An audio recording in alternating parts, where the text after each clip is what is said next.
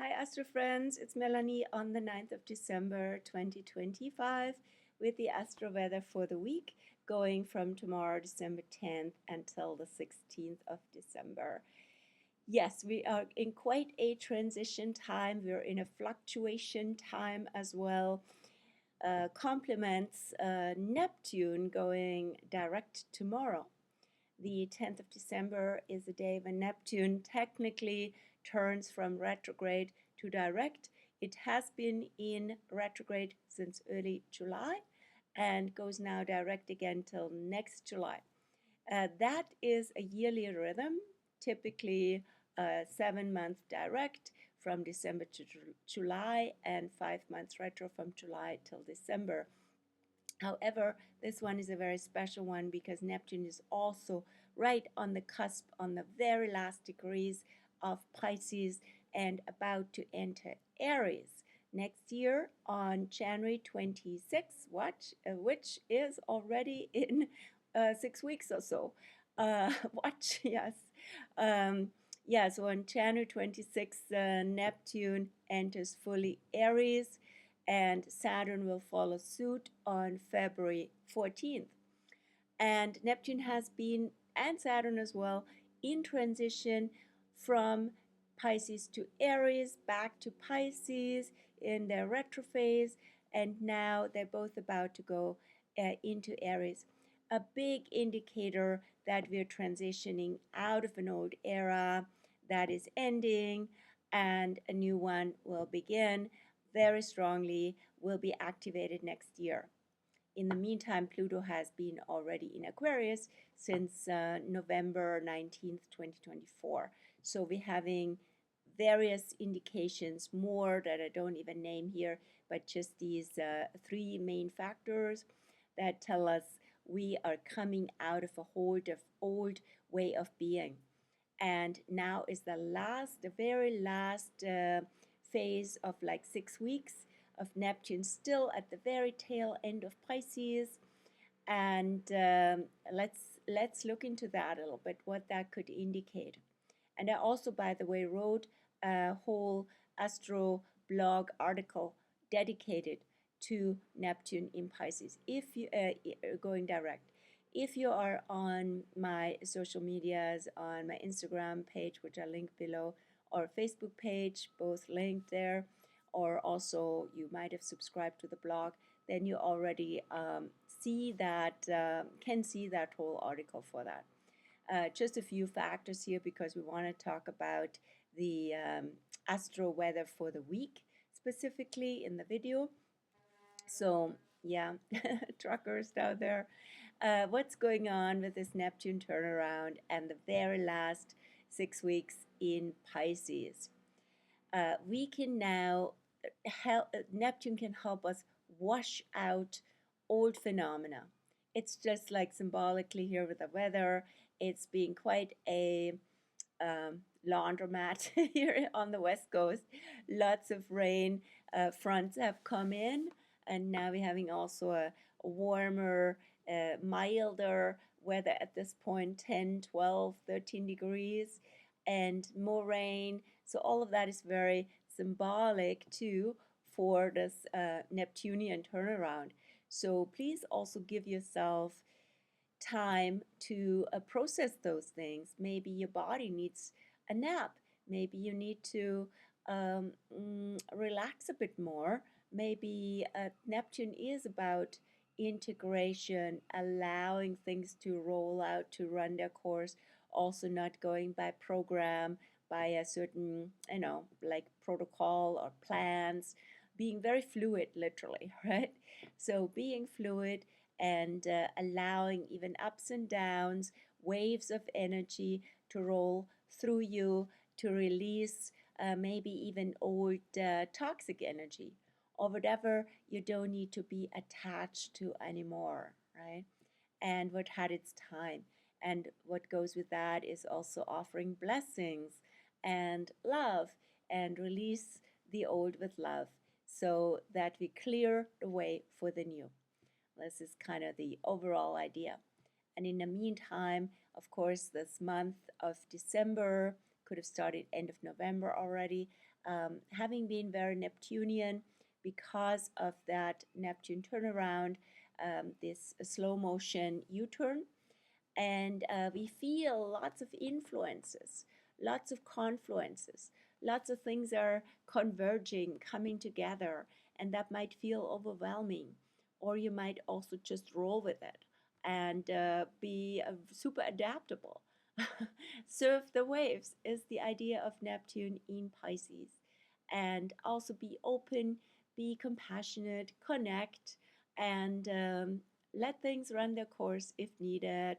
Don't necessarily, analyze everything and question things. And what matters is the connection, the love, and also flexibility at this time. And especially since it's pre-Christmas time, so be flexible with your so-called plans, right? And so what else is going on this week? We're having, as I said, tomorrow Neptune Day.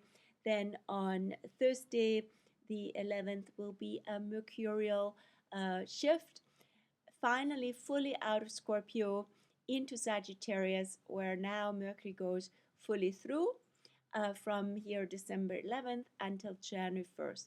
And it's been also a mercurial fluctuation from Scorpio to Sagittarius, back to Scorpio in retro, forward into Sag.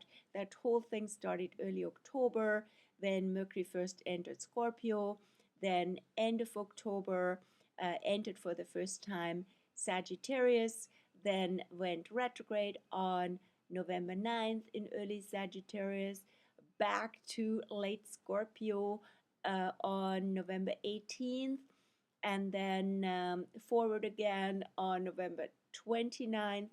And now the last phase in Scorpio ends on December 11th, when it goes into Sag fully to go through it. So that whole phase with Mercury in Scorpio Sagittarius has been an extended time of also diving deeply into background, underground, under the surface information, and maybe also inner motives. It's like Mercury in Scorpio is very psychological. So what do these experiences in life, how do they affect you mentally, emotionally, and what you need to process with that? So it's been lots of processing, and then also understanding yourself and understanding the world better through that. That's the Sagittarius side, right?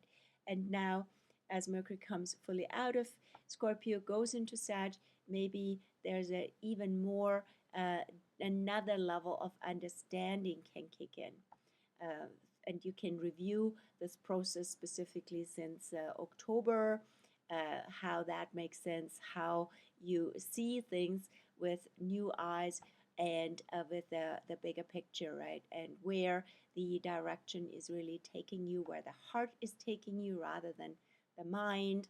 And Mercury in Sag can be quite opinionated, can have quite a attitude, but since there's been this Scorpio Sag retro process, it hopefully brought us more to the higher vibration of Sagittarius, which is, of course, speaking from the heart and letting the heart lead the way. So, yeah. And then on Friday, no, on Sunday, we're having a Martian shift.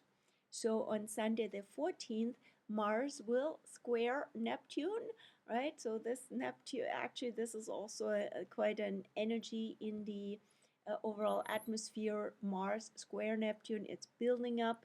It's so close to the Neptune turnaround, and will be exact on the 14th, when Mars then passes squares Neptune and then eventually enters Capricorn.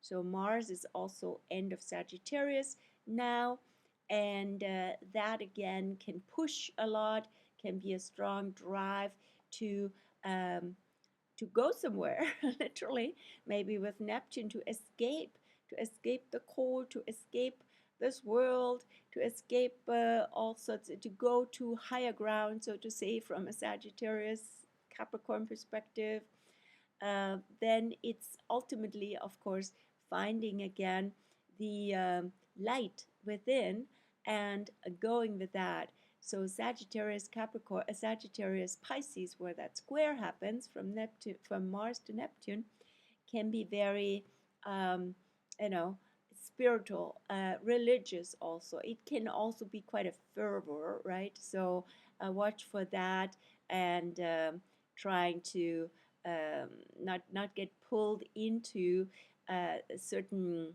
like it could be political, otherwise strong um, mm, movements that might be based with the Neptune on a illusion, on a fantasy, on a too good to be true, or even again old Pisces dynamics, right? So being washed up in a movement, washed up in still a um, even the Piscean theme can be also a hysteria, right?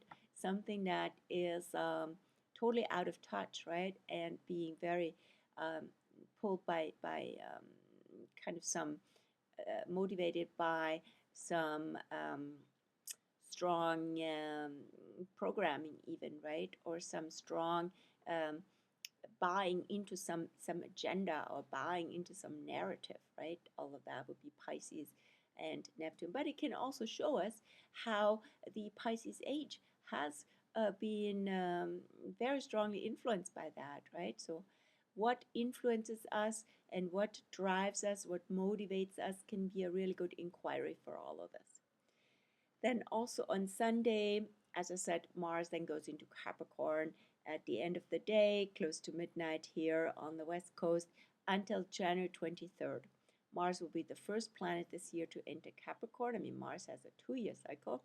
And in Capricorn, Mars can come out at its best because it's very accomplishment oriented. Capricorn is, and actually building, right? So we're rebuilding and we're building, we're planning, we're organizing. For that, Mars is really great.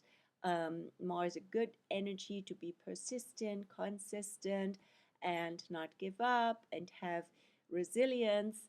It can be also good for your health if you need to rebuild it. That will be the phase from the 14th of December until January 23rd, when Mars will then accompany also the Sun in Capricorn. Also, Venus will be in Capricorn by then, and Mercury in January. So Mars will take the lead. Then we have also on Sunday, by the way, this trine. It's a very auspicious alignment from the Sun, end of Sagittarius, to Chiron, retrograde and soon turning direct, end of Aries. And that is it's fire, right? So this is again spirit. How can the spirit, the heart, our our sense of knowing that the light is within and the light returns, how can that be really healing and can help us with new approaches and with being also authentic and truthful? All of that comes up in that Chiron in Aries theme, right? So rather than going into the wound of Chiron in Aries, which will be like really the battlefield, more wars, or also more being on your own and being a self-starter, or saying, okay, it's always on me, I have to take the lead, I have to take the initiative and all that, to actually see how what a blessing that also is, that you can inspire others, you can be a trendsetter, and you can give new impulses, right? And be courageous. Go ahead, and who knows uh, whose day you make, right, with that, and whom you can model something with that. Then we have this week, at the end of the week, at the end of the Astro Week, on the 16th of December, we have the Sun, end of Sagittarius, at that time already close to the Galactic Centre, squaring Saturn in Pisces. So the Sun will go into the area into the zodiac um, dimension or range, so to say, where when you project it further into through the solar system, you reach the center of the Milky Way galaxy, and that is from in our zodiac 26 to 28 Sagittarius, and that would be for the Sun about the 16th to the 18th of December. And so that's also the dark rift. This is really also the darkest or longest days here in the northern hemispheres of longest nights, I should say, right? Longest dates of um, the dates with the with the longest nights, with the least least daylight and most nighttime. And so that is really the days before winter solstice, before the light slowly but consistently returns. And here our hope, our trust, our faith, our knowing within is really required, right? Hence, we have all these solstice and Christmas celebrations at that time, celebrating the return of the light. But we are anticipating, this is Advent season, right? We are already lighting candles in anticipation of the return of the light and also in honoring of the inner light. And that's very concentrated in the Galactic Center, right? So what is that inner knowing, that inner guidance that guides us through the darkness, right? It's also like an energy of the spiritual teacher, of the guru, of Ganesh, the remover of obstacles. I'm saying that also because of Saturn, the square with Saturn. So if challenges come up and you are going into a dark funk those days, Monday, Tuesday, and so on, really come back to inner light, inner guidance, inner knowing. The light always wins, the light always returns. And yeah, so that's that square of Saturn and Sun. And it's also about inner authority. Both planets, both the Sun as a celestial body and Saturn have to do as archetypes with authority. Solar authority is the creative, generative principle, and Saturn is authority as in uh, elders, respect, and yeah, so the authority of the law, also ultimately of the law of karma. So, how can we really be in our own responsibility, in our own authority, and not blame others, not give that power and authority away? And yeah, and so where is the moon these days? Or first of all, we're in the we're in the central part of Sagittarius still until the 11th of December, which has a Leo undertone, the central decanate, the central 10 degrees. So it's a lot about celebration, it's a lot about self-expression, about fun, about joy. And then from the 12th on, we're stepping into the third decanate of Sagittarius until winter solstice, which has another Sagittarius, extra Sagittarius undertone.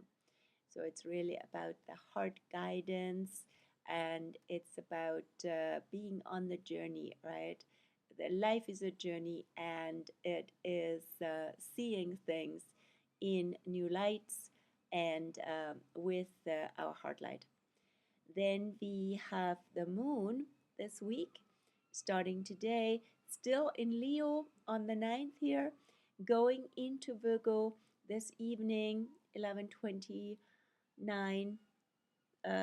a.m. 23 p.m. Sorry, 11:23 p.m. I'm a bit Neptunized. Sorry about that today, a little all over. So the moon enters Virgo this evening, and she will be in Virgo until Friday, actually, until Friday morning, all day Wednesday, all day Thursday. So the moon will be then, of course, also half moon, waning half moon in Virgo while the sun is in Sagittarius. So there is a contrast and could be a conflict but it's also a good charge that can generate energy between our lunar emotional side and the solar conscious side. So the emotional side, the instinctive side, might bring up issues around so much to do, so much to organize. Oh my gosh, it's complicated. There's issues, there's problems, there's a hair not sitting properly here. Okay. Anyway, it's about that notion for um, seeing issues and solving issues and helping. And so that can be a strong doing mode, but maybe overly so, right? So things can get too complicated. Why am I saying that? Because it's also currently this year the South Node is in Virgo, the North Node in Pisces. So it shows us where Virgo can be um, taking things too far into that complication and organization and issues and problems and overly doing, right? And so take it easy on that and counter that also from the conscious Sagittarius things would say, what's deeper wisdom here? Things always work out, so don't sweat the small stuff and get some fun and humor into the picture, right? Otherwise, you're, constantly fretting things, right? And on the other hand, it is a great time to get things done and hopefully again with a good spirit. Then the moon will be in Libra on most of Friday, all day Saturday, Sunday until the evening, 7:51 p.m. So it will be a beautiful weekend for culture, for social life, for the arts, for connecting with people, for in general generating peace, harmony, and enjoyment in that regard. Sagittarius and Libra, they really like each other. And then the moon goes into Scorpio on Sunday evening as Mars enters Capricorn. Will be in Scorpio until the end of this Astro Week, until the 17th, even in the morning. So the Scorpio moon, waning moon in this case, right, is in general a more challenging moon because it can again bring out a lot of deeper emotional stuff that comes to the surface and needs to be dealt with and processed with. How do these things make us feel? And that can also come from the Libra moon before certain dynamics and interactions with people, what's going on a deeper level.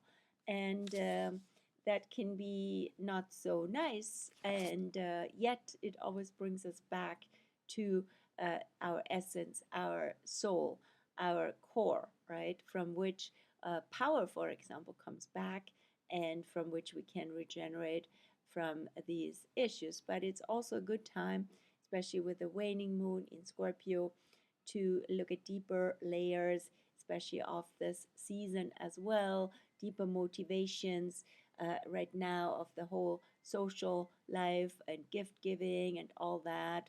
So looking at our shadow, looking at these dimensions under the surface. And then just a quick bridge to the 17th of December, start of the next Astro Week, always midweek to midweek. I'd like to determine it here for the time being. And so the 17th will be the day when Mercury in Sagittarius comes out of the post-retro shadow. So in other words, that whole phase, that whole stretch of Mercury pre-retro and post-retro ends at that time. So green light ahead for especially after the new moon on the 19th. That's a fantastic time from the 20th on, which we also coming to winter solstice, to go ahead and actually implement a plan and start. It's really a wonderful time for new cycles and with the returning light. and with also after the Mercury post-retro shadow. So I hope that helps, and yeah, check out my sources and resources below for the with various articles for all these different shifts. And also take me up on my Christmas special, on my solstice and treat time special that goes on until the 22nd of December, where I have the astrology sessions in person or online, radically discounted, and you can also get even 2-for-1s, get a session for yourself, and at the price of one, you get 2 sessions. You can gift one to a friend. So, yeah, gifting is the season. I wish you a beautiful week, and you can find me again on this channel next week. Take care. Bye.